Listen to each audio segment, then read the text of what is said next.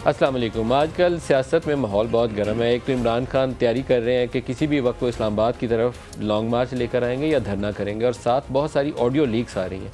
और आज तो एक जलसे के अंदर इमरान ने यह दावा कर दिया कि ऐसी वीडियोस भी तैयार की जा रही हैं ताकि उनकी करैक्टर असैसिनेशन की जा सके।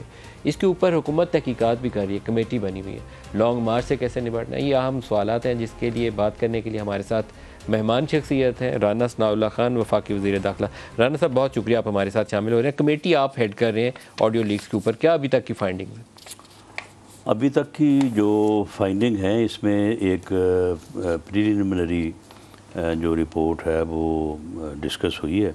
हमारा कमेटी का इजलास था, तो उसमें जो मुख्तलिफ यानी ऑप्शंस थे कि क्या हुआ होगा, किस तरह से ये अमल हुआ है। तो उसमें एक चीज़ तो वाज़ेह तौर पे सामने आई है कि ये किसी इंटरनल या एक्सटर्नल होस्टाइल एजेंसी इसमें इन्वॉल्व नहीं है। और वो बात भी जो कि जी इस किस्म की डिवाइसेस जो है वो ईजाद हो गई हैं कि कोई पता नहीं कितने किलोमीटर बाहर बैठ के भी सुन सकता है, यानी इस किस्म का जो एक खौफ और हरास का जो है वो माहौल था, तो वो भी नहीं है। तो इसमें इंडिविजुअल अब उन इंडिविजुअल से जब इन्वेस्टिगेशन फर्दर होगी तो उनके मोटिव सामने आएंगे। तो ये इंडिविजुअल जो है ये मामला है। कितने इंडिविजुअल इसमें टेलीफोन हैकिंग भी है, और इसमें वो जो डिवाइस है कि किसी जगह पे कोई चीज़ रख दी और उसके बाद रिकॉर्डिंग हो गई, फिर उठा ली, दोबारा रख दी, डिवाइस भी रखी गई और फ़ोन भी किया गया। यानी ये दो, यानी इन दो ऑप्शंस या दो जो तरीक़ाकार है इनके ऊपर क्लोज़ हुई है अभी इंक्वायरी। अब आगे जिन लोगों के ऊपर शुबा है उनकी वो अंडर सर्विलेंस हैं। तो अब ये मामला इस तरह से आगे बढ़े। मेरा ख्याल है कि अंडर सर्विलेंस तो तमाम लोग ही होंगे, जो भी स्टाफ मुख्तलिफ औकात में जो है वो प्राइम मिनिस्टर हाउस में मुख्तलिफ। और मेन सस्पेक्ट कितने? मेरा ख्याल है कि 4-5 लोगों पे क्लोज काम हो रहा है, लेकिन जनरल जो सर्विलेंस है वो तो सभी की होगी। जनरल सर्विलेंस तो खैर आपको करेंगे क्योंकि ये अरसा ऐसा है, लेकिन जो आपके मेन सस्पेक्ट्स हैं उनका लेवल क्या है, किस लेवल के लोग हैं? वो सीनियर लेवल के लोग? ये दरअसल क्योंकि जो भी ये इंक्वायरी या इन्वेस्टिगेशन जब एक कंक्लूजन पे पहुंचेगी तो उसके बाद इसकी वेरिफिकेशन होगी, बल्कि हो सकता है कि इसकी री-वेरिफिकेशन भी हो, और उसके बाद फिर जो मुस्तरद चीज़ सामने आएगी वो दोनों सूरतें हैं। प्राइम मिनिस्टर को पेश होगी, आगे प्राइम मिनिस्टर का प्रेरोगेटिव है कि वो उसको कैबिनेट में लाएं या नेशनल सिक्योरिटी काउंसिल में लाएं। किसी की गिरफ्तारी हुई है अभी तक? नहीं, मेरा नहीं ख्याल कि सिर्फ पूछगिछ के लिए जो है वो किसी को थोड़ी देर के लिए रोका हो तो रोका हो, लेकिन इसमें कोई बाज़ाब्ता अरेस्ट नहीं हुई। आईबी की आमतौर पर ड्यूटी होती है ये सिक्योरिटी को मेंटेन करना, तो जिन लोगों जो मेन सस्पेक्ट्स हैं अभी तक, दे बिलोंग टू आईबी? नहीं, कोई इसमें एजेंसी इन्वॉल्व नहीं है। कोई एजेंसी इन्वॉल्व नहीं? तो इसका मतलब है कि प्राइम मिनिस्टर ऑफिस या प्राइम मिनिस्टर सेक्रेटेरिएट का जो एक ऑर्डिनरी स्टाफ था उनमें से किसी के इन्वॉल्व? बस ये लोग जो हैं ये बाज़ औक़ात फैशन के तौर पे भी और बाज़ औक़ात माली लालच में आके तो लोग इस किस्म की जो है वो चीज़ करनी शुरू कर देते हैं। और अब ये टेलीफोन हैकिंग जो है ये तो कोई मसला नहीं रहा, ये तो बड़ी आसानी से हो सकता है। तो ये इस किस्म की चीज़ सामने आ रही है। 2 दौर हो गए, एक वो दौर है जो जिसमें इमरान खान वज़ीर आज़म थे, और एक वो रिकॉर्डिंग का हिस्सा है जिसमें शहबाज शरीफ वज़ीर आज़म। नहीं, देखे ना, एक जब एक प्राइम मिनिस्टर हाउस में अगर कोई बंदा जो है वो इस लालच में पड़ा हुआ है तो वो तो फिर जब तक है वहाँ पे वो करेगा ये काम। रिकॉर्डिंग प्राइम मिनिस्टर हाउस की हैं सारी या प्राइम मिनिस्टर ऑफिस की भी हैं? मेरा ख्याल है कि इसमें प्राइम मिनिस्टर हाउस ज़्यादा इसमें इन्वॉल्व है, लेकिन शायद ऑफिस की भी है। जो इमरान खान की ऑडियोज़ आई क्या वो ऑथेंटिक है और एडिटेड है? नहीं है, ये ऑथेंटिक ही सारी ऑथेंटिक है। यानी जो भी बात हुई है, अब हमें तो ये मालूम है ना कि एक हमारे मुतल्लिक भी है कि हम 4-5 दोस्त जो मिनिस्टर्स हैं वो बात कर रहे हैं इस्तीफों के मुतल्लिक, वो तो आप पहचाने जाते हैं कि कौन क्या बात कर रहे हैं। तो बात तो वो हुई है। तो इमरान खान वाले और इसी तरह से प्राइम मिनिस्टर ने भी और secretary to prime minister doctor Tauqir ने भी इनकार नहीं किया। तो इनकार तो इमरान खान ने भी नहीं किया कि वो बातें नहीं हुई, बल्कि उन्होंने अपनी ज़ौजा मोहतरमा के मतलब भी कहा कि जी उसका फ़ोन जो है वो टैप सिक्योर्ड लाइन से रिकॉर्डिंग हो सिक्योर्ड लाइन से हुआ है। लेकिन उनकी पार्टी से कहा है कि कट पेस्ट किए गई हैं बाज़ ऑडियो। नहीं, ये कट पेस्ट नहीं, मेरा नहीं ख्याल कट पेस्ट। आपका ख्याल है कि ऑथेंटिक है सारी? बिल्कुल, अगर इनको लेके जाएंगे हम फॉरेंसिक के लिए, फॉरेंसिक हम करवाएंगे, या ये जो इन्वेस्टिगेशन टीम है, क्योंकि इन्वेस्टिगेशन जो है वो एक ऐसी सब कमेटी कर रही है जिसमें तमाम एजेंसीज़ के जो है वो लोग शामिल हैं, और जो ऊपर सुपरवाइजरी रोल है वो फिर एक कमेटी जो मेरी कन्वीनरशिप में है तो वो देख रही है। आज इमरान ने एक तकरीर के अंदर दावा किया है कि उनकी ऐसी वीडियो, गंदी वीडियो का लफ्ज़ उन्होंने इस्तेमाल किया कि वो तैयार डीप फेक टेक्नोलॉजी से तैयार करने की कोशिश की जा रही है ताकि उनको बुरा भला कहा जा सके। क्या नहीं, इमरान खान को पता है कि मैं ये गंद करता रहा हूँ और ये मेरी गंदी वीडियोज़ हैं, ये उसे मालूम है। ये इससे पहले भी जो है वो एक दफ़ा ये वीडियो जो है वो मार्केट में आई थी, और उस वक्त भी इसने इसी तरह की बातें की थी कि देखें जी मेरी करैक्टर असैसिनेशन होने जा रही है, मेरे ख़िलाफ़ ये है, यानी लोगों को ज़हनी तौर पे ये तैयार कर रहा था कि इस किस्म की कोई चीज़ सामने आएगी और वो मेरे ख़िलाफ़ जो है वो यूज़ हो, ताकि लोग पहले से ही कहें कि नहीं जी वो तो इमरान खान ने पहले कह दिया था कि ये गलत है। यानी आदमी को तो अपने गंद का पता होता है ना कि मैंने क्या किया और क्या मेरे कौन सी चीज़ जो है वो मेरी सामने लाई। क्या एज इंटीरियर मिनिस्टर आपके नॉलेज में ऐसी कोई चीज़ लाएगी? जब ये पहले जब ये बात हुई थी तो उस वक्त मुझे इत्तफाक हुआ था उनको देखने का। ये कब की बात है, किस सन की बात? ये कोई मेरा ख्याल नहीं सन की नहीं, ये कोई 4-5 महीने पहले, 4-5 महीने पहले की बात है। Very recent, very unfortunate. अगर ये दुरुस्त है तो हाँ बिल्कुल ये दुरुस्त तो है। लेकिन आजकल जो हैकर्स के हवाले से दावे आ रहे हैं तो वो तो इमरान खान की काबीना से 3-4 लोगों के वज़ीरों के भी साथ नाम आते हैं कि इनकी वीडियोस भी आएंगी। हाँ, ये भी एक इनके बड़े जो है वो बड़े वोकल मिनिस्टर हैं, नाम लेना मुनासिब नहीं है, तो उनके मतलब भी ये चीज़ सामने आई थी और कुछ चीज़ें देखने को भी मिली थी कि वो भी जो है वो बड़ी भरपूर महफ़िलें जो है वो सजाते और जमाते रहे हैं, तो उसमें जो है वो हर किस्म का दादे ऐश जो है वो होता रहा है।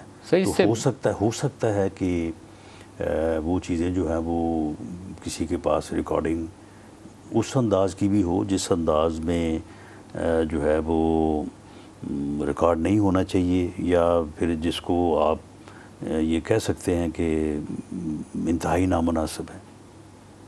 बचा कौन है इससे? एजे के पीएम का भी नाम आता है, आपने उनका भी सुना होगा। हाँ, वो भी मैंने वो देखी थी, उनका भी बिल्कुल जो है वो, यानी बाज़ हालतें ऐसी होती हैं कि नाकाबिले बयान होती हैं। आप क्या बताएंगे कि किसको आपने किस तरह की सूरत हाल में देखा। लेकिन मामला ये है कि ये फिर चीज़ें जो हैं और ये आखिर किसी न किसी तरह से ये कैप्चर हो जाती हैं और उसके बाद फिर वो लेकिन क्या ऑथेंटिक है या सारी किसी टेक्नोलॉजी को इस्तेमाल करके उनको घड़ा गया, बनाया गया?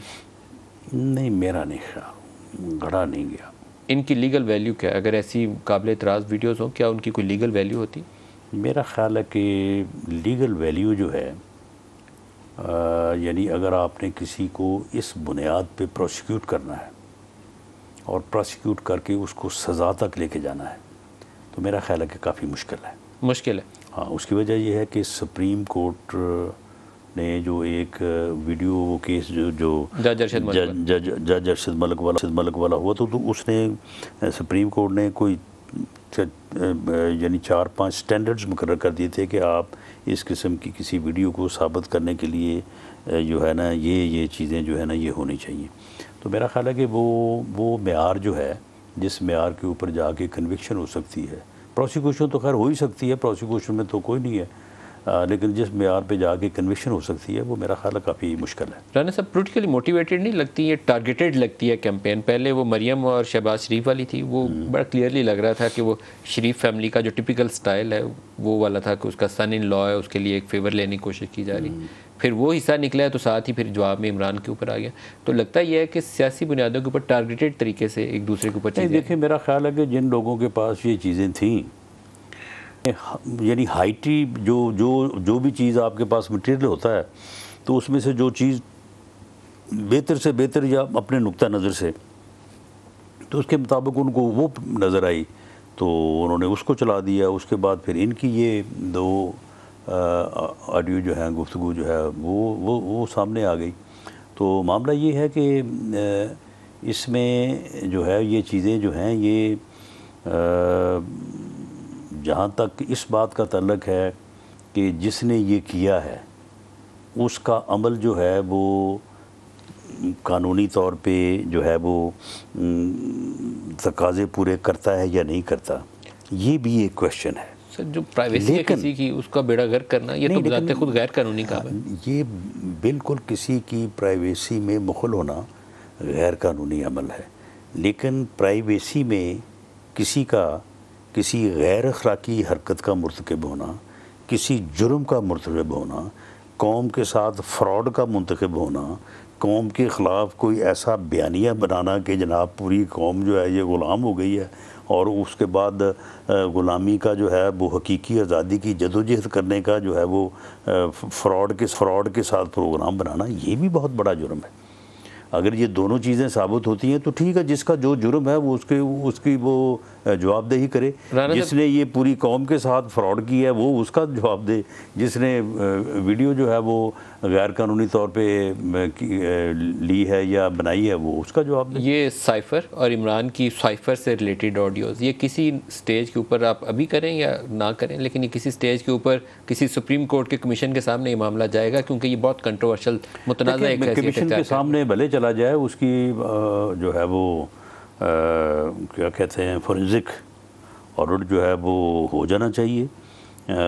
फॉरेंसिक तो आपने करवाना है ना? जी बिल्कुल, उसमें जो है वो फॉरेंसिक जो है उसका हो जाना चाहिए। और मैं समझता हूँ कि अगर एक आदमी जो है वो आपके सामने एक कौमी सतह पे मुल्क के साथ एक साजिश का मुर्तकब हो रहा है और आप उसके इस जुर्म को कैप्चर करने के लिए अगर आप ये अमल करते हैं, तो मैं समझता हूँ आपकी मुहिब्बे वतनी का, वतन से मोहब्बत का ये तकाज़ा है कि आप उस मुजरम को जो है वो ऑडियो या वीडियो में लाएं, भले जो है वो कानूनी तौर पे दुरुस्त नहीं है। कमीशन सेटअप कर दें, हुकूमत के पास इख्तियार है, लिखे सुप्रीम कोर्ट को, कमीशन ऑफ इंक्वायरी एक्ट के तहत बनाइए। नहीं, कमीशन सेटअप करना जो है वो मैं समझता हूँ कि किसी भी इंसान के जो इतना बुलंद बांग दावा कर रहा हो और उसकी हकीकत अदरवाइज़ हो, तो उसे एक्सपोज़ करना जो है मेरी नज़र में, मैं ये नहीं कहता कि हुकूमत जो है वो हुकूमत कैबिनेट गवर्नमेंट अगर फैसला करे जिस तरह से आप फरमा रहे हैं तो बिल्कुल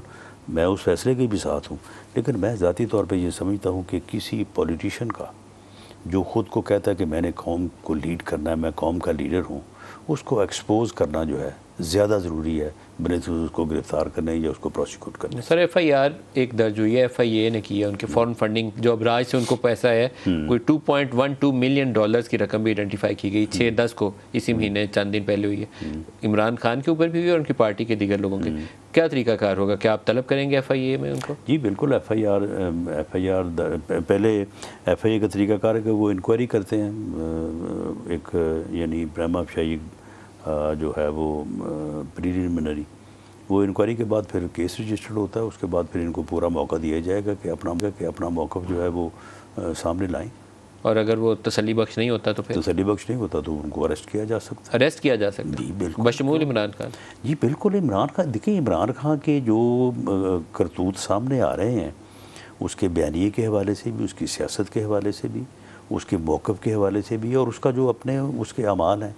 अब देखें ना कि एक आदमी जो है, मैं समझता हूँ कि किसी और का शायद ये जुर्म हो तो वो सिर्फ़ उस हद तक ही जुर्म हो, लेकिन एक ऐसे इंसान का अगर यही जुर्म है और वो ख़ुद को सादिक व अमीन कहता है, दुनिया को गालियाँ निकालता है, सब को चोर और डाकू कहता है और ये बयानियाँ बनाता है लोगों के ख़िलाफ़, और ख़ुद जो है वो फराह गोगी जैसे 12 अरब रुपए की उसकी जो है वो ट्रांजैक्शंस हैं उसके साबित करके सजा देना, अभी तक साबित नहीं किया। मामला कि साबित क्या करें, साबित मामला ये है कि फराह गोगी जो है वो प्राइवेट पर्सन है जो वो सरकारी मुलाजम तो नहीं है, लेकिन इन्होंने उसको इख्तियार दिया हुआ था, पोस्टिंग ट्रांसफ़र उसके कहने पे हो रही थी, वो पैसे पकड़ती थी और करवाती थी। 12 अरब किसी के पास आए हो तो एसेट बियॉन्ड मीन का केस बनता है। मामले एसेट बियॉन्ड मीन सरकारी मुलाजम के एसेट बियॉन्ड मीन होते हैं ना, प्राइवेट पर्सन के तो एसेट बियॉन्ड मीन। लेकिन आपने एक और केस नैब में खोला हुआ है, तो मामला ये नहीं, उसमें भी जो है वो आप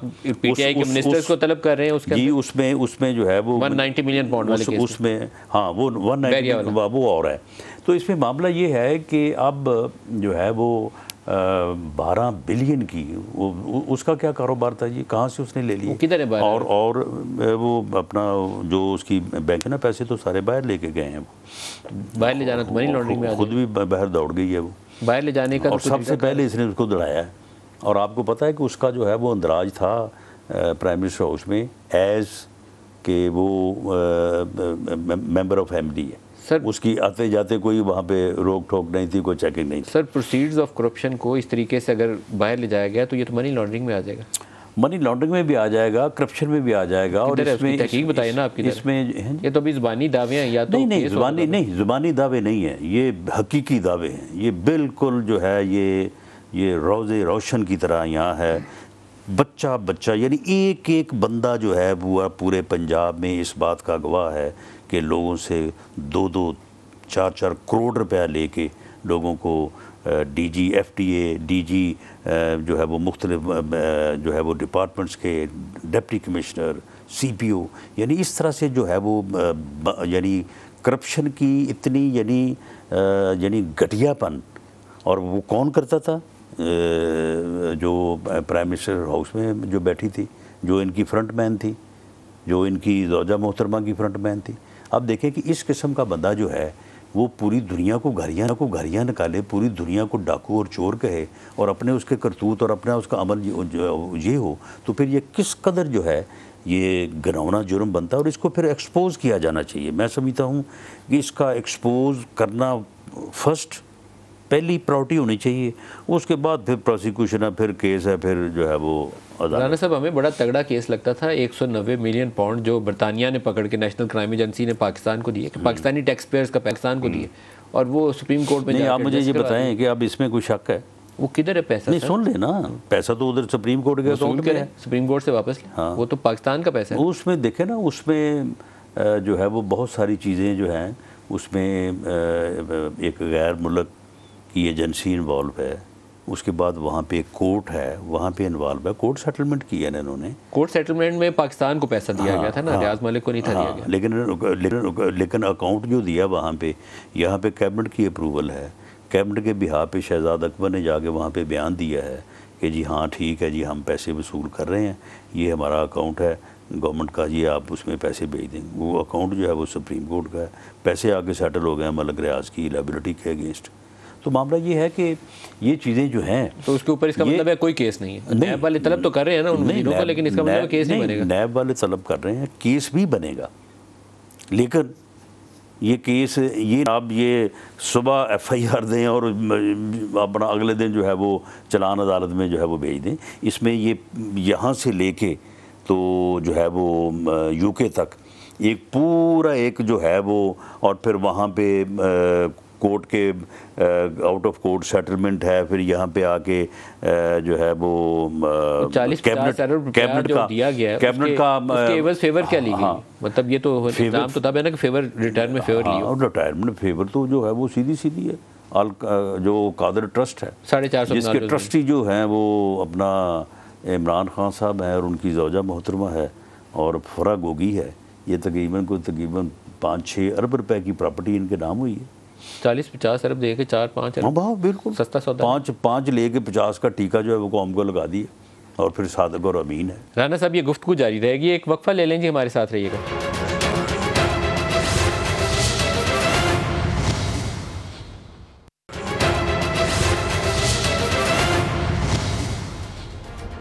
वेलकम बैक। राना साहब जिन वज़ीरों को तलब कर रहे हैं उनसे कुछ मिला अभी तक आप? उनसे क्या मिलेगा जी? वो तो उस वक्त ही ये खबर आई थी कि जी एक जो है वो लफाफा लहराया गया कि जी इसकी अप्रूवल दे दें। उन्होंने कहा, एक मिनिस्टर ने कहा कि जिसमें है क्या, और आपको बाद में बता देंगे। एम्बैरेसिंग सिचुएशन होगी आपकी बैनुल-अक़वामी दुनिया के सामने भी, वो कहेंगे हमने आपका टैक्स पेयर्स का पैसा चुराया हुआ वापस किया है और आपने फिर खा लिया। और कैसे डिपेंड करेंगे? और जिस आदमी ने खाया है, जिस आदमी ने खाया है, उस आदमी का आप हाल देखें कि वो कितना, यानी उसकी 2 नंबरी का अंदाज़ा करें कि वो सबको कह रहा है कि सारे डाकू हैं, सारे चोर हैं और मैं नीट एंड क्लीन। सर वो तो आपको उसकी हरकतें देखें उसकी। आपको तो पकड़ने की तैयारी हो रही है एंटी करप्शन वाले, वो कह रहे हैं राणा साहब ने कुछ ऐसा काम किया हुआ। तो मैं तो ये पिछले 2 दिन फैसलाबाद में था, वहाँ पे हुकूमत भी नहीं की है, तो आपने मुझे बताया नहीं तो मैं बताता कि ट्राई करते हो। लेकिन इनको तो पता था, इनको तो पता था ना।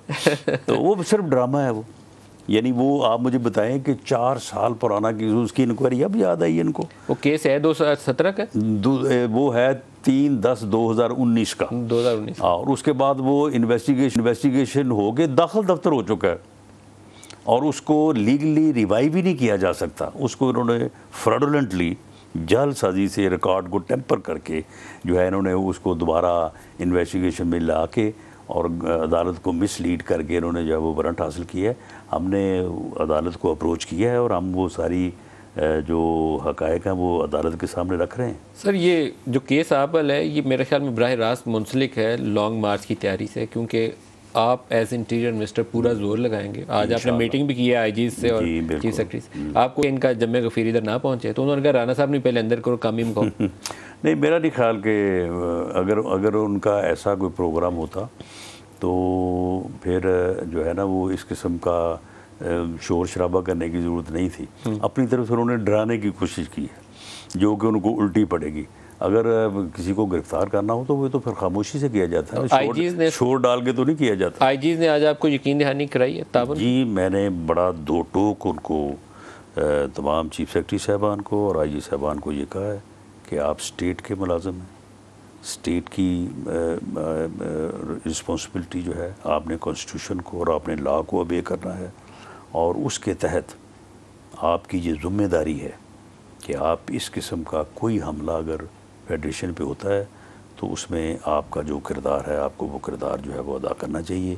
जो हमने फोर्स आपसे मांगी है वो फोर्स भी आप भेजें और अगर गवर्नमेंट अदरवाइज़ फ़ैसला करती है लेकिन उस फाइल के ऊपर आपकी एक प्रोफेशनल ओपिनियन होनी चाहिए, आप उसमें अपनी ओपिनियन दें और उसके बाद गवर्नमेंट अगर कोई अदरवाइज़ फ़ैसला करती है तो वो फिर एक बात की बात है। पंजाब से आपने कितनी फोर्स तलब की है? मेरा ख्याल है कोई 5000 के करीब उनको लिख के भेजा था, इसी तरह से KPK के भेजा था। फिर दूसरा उनको कहा है कि कोई सरकारी मुलाजम कोई लेकिन फोर्स का आदमी जो है चीफ मिनिस्टर की मर्जी के बगैर तो अप्रूवल नहीं देंगे। वो इस क्राउड के साथ जो है वो नहीं होना चाहिए।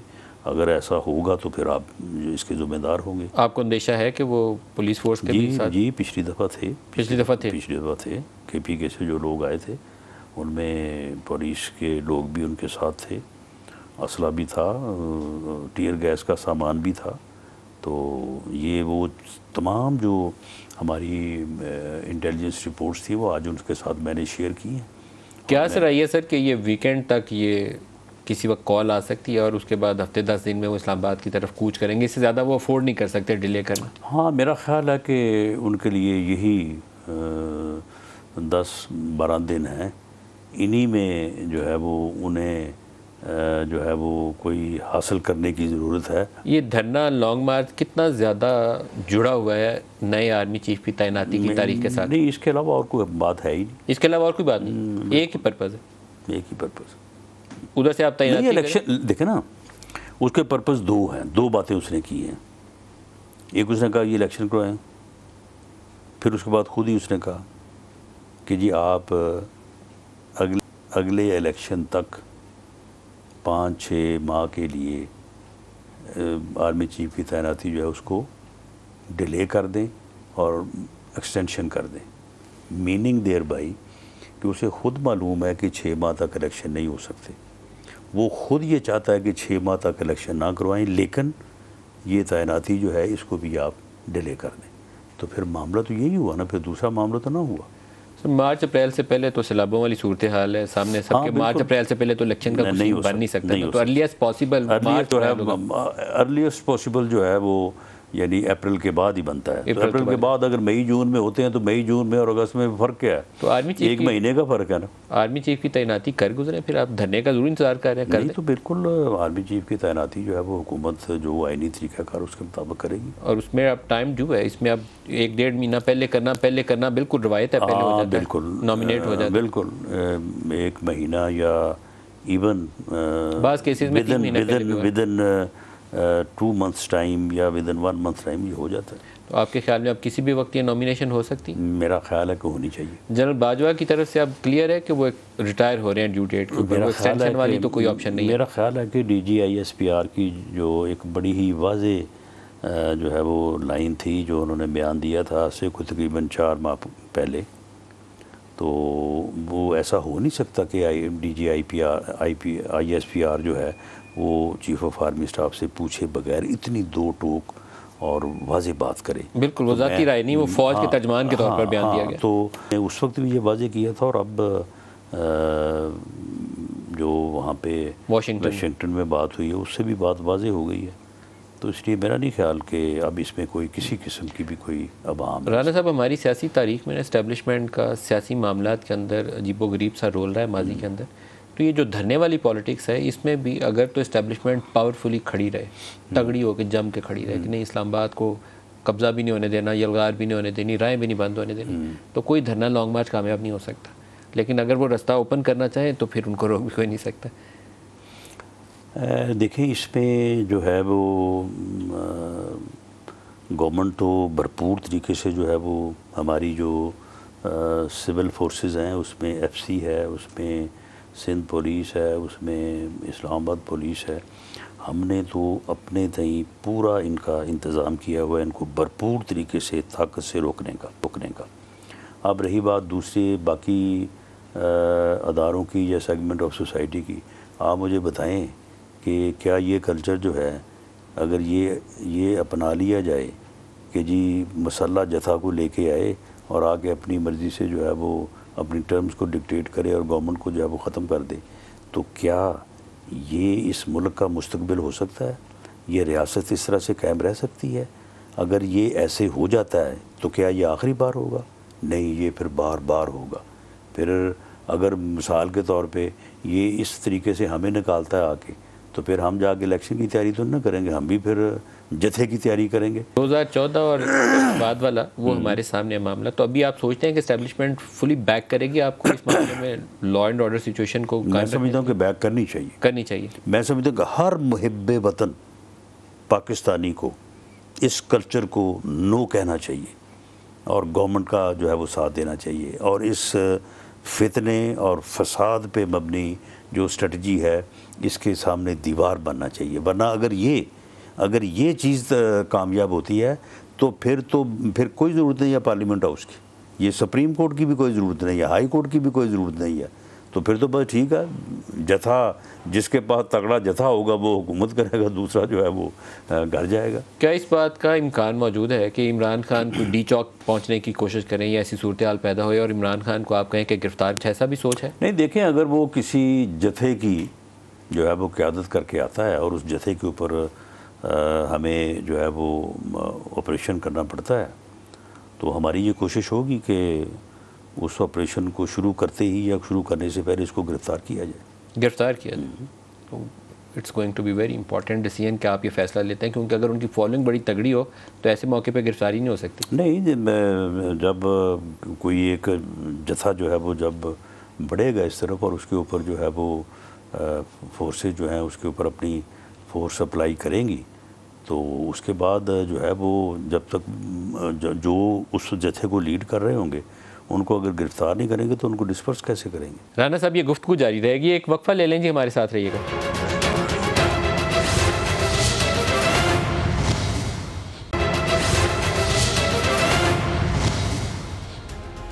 Welcome back. राना साहब, कल स्वात में एक बच्चों की वैन के ऊपर दोबारा अटैक हुआ। ये हमारी तो रातों की नींदें उड़ जानी चाहिए। APS के बाद तो आप किसी को इजाज़त ही नहीं दे सकते, आपको उसी वक्त ख़त्म करना पड़ेगा ऐसे एलिमेंट को। तो ये कैसे वाक़या दोबारा हो गया?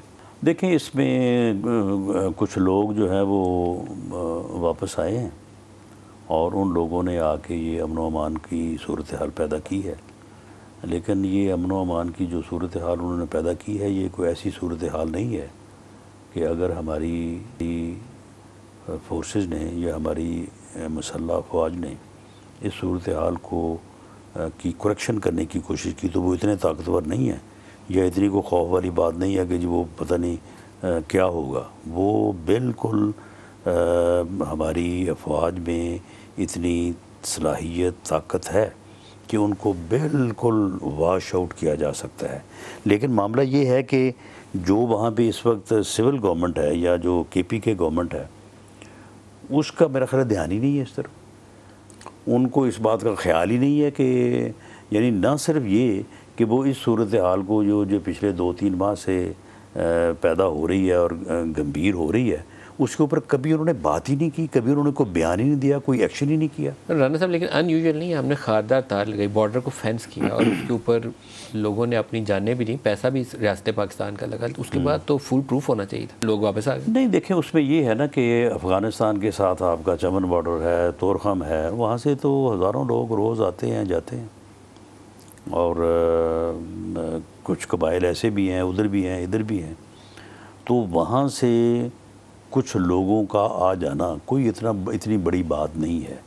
कोई वहाँ से जो है कि कोई आ गया है और उसके आने के बाद यहाँ पे उनका आके उसी इलाके में जहाँ पे वो वापस आए हैं, वहाँ पे दोबारा से ऐसी सरगर्मियों में इन्वॉल्व हो जाना, ये वहाँ पे सूबाई हुकूमत जो कि लॉ एंड ऑर्डर की ज़िम्मेदार है, ये उसका कसूर है, ये उसकी कोताही है। उसने ना सिर्फ इसको कंट्रोल नहीं किया, ना सिर्फ इसके ऊपर बात नहीं की, ना सिर्फ इसके ऊपर अपनी आंखें बंद रखी, बल्कि उन्होंने आज तक जो है वो हमें भी जो है वो इंटीरियर मिनिस्टर आपको एक्शन लेना चाहिए। उन्होंने उसको तो बोले महमूद खान को, लेकिन आप एफसी रेंजर्स हैं, उनको डिप्लॉय करें, उड़ाएं उनको। उन्होंने फेडरल गवर्नमेंट को जो है वो रिपोर्ट ही नहीं किया। और अब जब ये इधर उधर से बातें होती जो है वो अब एक सूरत हाल जब बनी है, तो उसके ऊपर हमने एक आला सतही मीटिंग जो है वो रखी है कल ही। हाँ, एक कैबिनेट कमेटी जो है वो प्राइम मिनिस्टर ने जो है वो तश्कील दी है, जिसमें तमाम फोर्सेस के लोग भी हैं और कैबिनेट के लोग भी हैं। वो स्पेसिफिकली इसी वाक़े के जो सिर्फ इसी वाक़े के लिए। बहुत अच्छा। एपेक्स कमेटी का एक मॉडल होता था, I think you need to revive that model, ताकि वो CM KPK को इंगेज करके जहाँ कार्रवाई की जरूरत है कार्रवाई करें, ऐसे एलिमेंट को। लेकिन मामला ये है ना कि अब ये कल जो हम मीटिंग करने जा रहे हैं, उसका यानी सबसे जो यानी नेसेसरी पार्ट है या लाजम हिस्सा है, वो तो अपना चीफ मिनिस्टर KPK है, लेकिन वो तो नहीं होगा, वो तो हमारे साथ बैठने को तैयार नहीं, वो तो यहाँ पे आने को तैयार नहीं। कमेटी का मैंने नाम इसलिए लिया, वो साथ बिठा लेंगे खुद ही, वो फ़ोन करके बुलाएंगे तो खुद ही पहुँच जाएंगे। तो ये मामला ये है ना कि ये जो सूरत हाल जो पिछले 2 माह में, इससे ज़्यादा अरसा नहीं है, 2 माह में जो बिगड़ी है, वो सिर्फ इसलिए बिगड़ी है कि वहाँ पे जो सूबाई हुकूमत लॉ एंड ऑर्डर की जो ज़िम्मेदार है, वो बिल्कुल उसने इस बात को या इस मामले को उसने टच ही नहीं किया।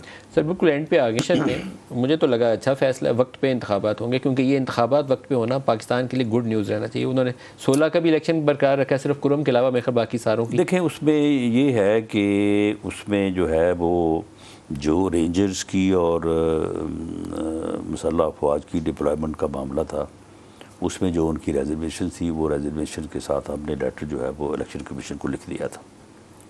आज इलेक्शन कमीशन ने तमाम सूबों के चीफ सेक्रेटरी और IG साहबान को और DG MO को, रेंजर्स को, उन्होंने जो है उनके साथ मीटिंग की और उसमें सेक्रेटरी इंटीरियर भी थे। तो हमने तो उनको कहा कि जी देखें, डिप्लॉयमेंट की जो सूरत हाल है वो हमने आपके सामने रख दी है, इस वक्त मीटिंग में भी सारी चीज़ मौजूद है। इस सूरत हाल में अगर ये सूबे जो है ये मैनेज कर सकते हैं तो बिस्मिल्लाह ये करें मैनेज। तो वहाँ पे जो है वो KPK के लोगों ने तो यही कहा कि जी हम करवा सकते हैं, तो हमें जो है वो इतनी मदद मिल जाए तो बाकी जो है वो हम जो है वो मैनेज कर लेंगे। एक हल्के के मतलब उन्होंने कहा कि वहाँ पे जो है वो फ़ौज की जो है वो हमें हैवी डिप्लॉयमेंट चाहिए, तो इसलिए मेरा ख्याल वहाँ पे फिर उन्होंने जो है वो नहीं, सिर्फ कुरम का, बाकी सारे हाँ। तो इसी तरह से जो है वो सिंध ने जो है वो बल्दियाती इलेक्शन के मतलब उन्होंने अपनी रेजर्वेशन शो की कि जी वो हम नहीं करवा सकेंगे, वहाँ पे हमें ज़रूरत है पुलिस की, रेंजर्स की, फ़ौज की। वो हमारे लिए मुश्किल होगा। तो ये जो है वो ये हम इस पोजीशन में हैं कि हम ये करवा सकते हैं जो कराची के हैं। तो इस तरह की जो है वो मिली जुली जो है वो राय वहाँ पे दी गई है, तो उसके मुताबिक जो है इलेक्शन कमीशन ने फैसला किया। आप तैयार हैं? लड़ेंगे इलेक्शन? जीतेंगे हारेंगे क्या बनेगा? इलेक्शन तो लड़ रहे हैं, जीतेंगे हारेंगे क्या बनेगा? देखें इसमें मेरा ख्याल है कि ये इलेक्शन जो है ये क्योंकि कभी हो रहे हैं कभी नहीं हो रहे हैं, कभी कैंपेन हो रही है कभी ख़त्म हो गई है, और आज तक भी यानी आज इस मीटिंग के होने तक लोग जो है वो तज़ब्ज़ुब का शिकार थे। इसलिए इसमें कैंपेन वगैरह तो मैं समझता हूँ कि किसी तरफ से भी कोई पूरी जम के जो माहौल बनता है इलेक्शन का वो तो नहीं बना। मेरा ख्याल है कि 10-15% से ज़्यादा वोट कास्ट नहीं होने इस इलेक्शन में। आप कॉन्फिडेंट नहीं है फिर अपनी जीत के बारे में? नहीं, मैं अपनी जीत के बारे में कॉन्फिडेंट हूँ, और हमने अपने जो है वो कैंडिडेट्स को कहा है इसकी हार और जीत इलेक्शन वाले दिन होनी है। जिस टीम ने अपना वोट निकाल लिया उस दिन मेहनत कर ली वो जीत जाएगी। जो वोटर्स को पोलिंग स्टेशन पे लेट गया वो जीत जाएगा। राना सनाउल्लाह खान, बहुत शुक्रिया आपके प्रोग्राम में आप हमारे साथ थे। आज के लिए इतना ही, इजाज़त दीजिए, अल्लाह हाफ़िज़।